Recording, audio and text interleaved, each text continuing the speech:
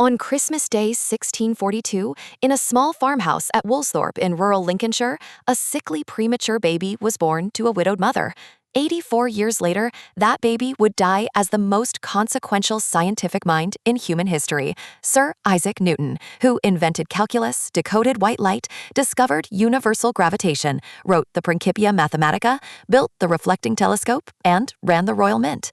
Tonight, what he did, when, why, and why he still defines modern science. With me, our senior Cambridge historian of science and our Cambridge mathematician. Let us begin.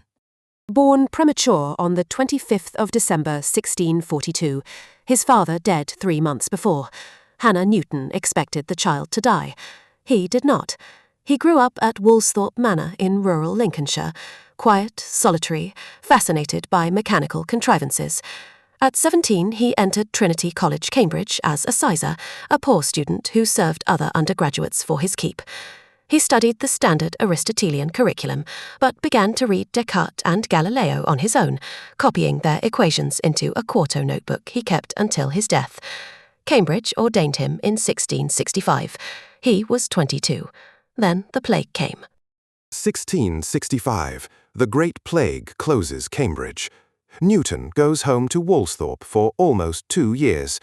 In those 18 months, in the garden behind that little farmhouse, with a quill and the side of an apple barrel for a desk, a 23-year-old Trinity undergraduate invents the calculus, develops the theory of colour, formulates the 3 laws of motion, and derives the law of universal gravitation.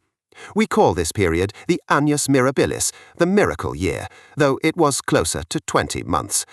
Most scientists would settle for any one of those 4. Newton did all 4. On the optics, Newton bought a glass prism at the Stourbridge Fair near Cambridge in 1665 and ran a series of brilliant experiments in his Trinity room. He cut a small hole in the shutter, let one beam of white sunlight through, passed it through the prism, and projected the rainbow spectrum onto the opposite wall. He then ran the rainbow back through a second prism and recombined the colours into white light. He had proven that white light is composed of the spectrum, not, as had been thought for 2,000 years, that the prism added colour. He published Optics in 1704. On the calculus, Newton called it the method of fluxions, treating motion as the flowing of variables through time. Independently, and a decade later, the German Gottfried Leibniz developed essentially the same calculus with cleaner notation. The 2 men spent the last 20 years of their lives in a poisonous priority dispute over who got there first.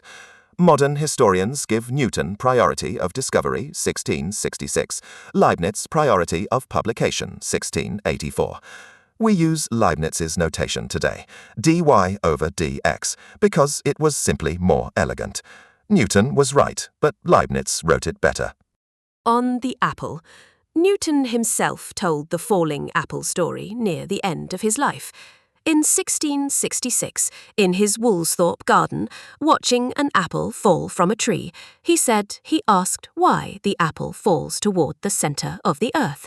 And he asked the further question, does the same force that pulls the apple also pull the moon all the way out there? If yes, that force must extend across the heavens.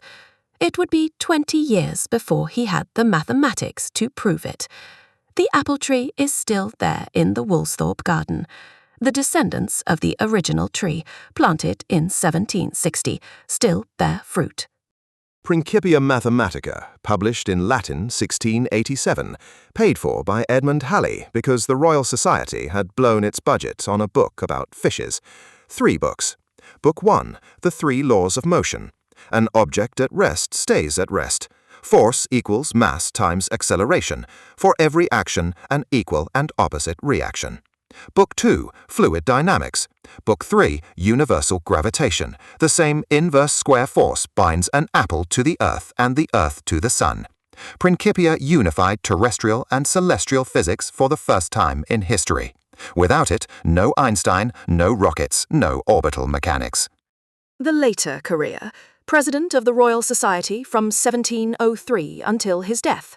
Knighted by Queen Anne in 1705, the first scientist knighted for scientific work. Master of the Royal Mint from 1696. He ran down the London counterfeiting ring, sending Challoner to the gallows. He never married. 2 nervous breakdowns. Deeply private, obsessively pious, occasionally vindictive. He died on the 20th of March, 1727, aged 84. He was buried at Westminster Abbey, the first scientist to receive that honour. The funeral was a state event. 3 takeaways. First, the Annus Mirabilis at Woolsthorpe, 1665–66. In one plague year, age 23, he invented calculus, decoded white light, and derived universal gravitation. No parallel in scientific history. Second, the Principia of 1687 unified terrestrial and celestial physics with the 3 laws of motion plus inverse square gravitation. It made modern science possible. Third, Newton built the first reflecting telescope, ran the Royal Mint, and was knighted. Most scientists would settle for any one of those. Thank you to our Cambridge historian and our mathematician.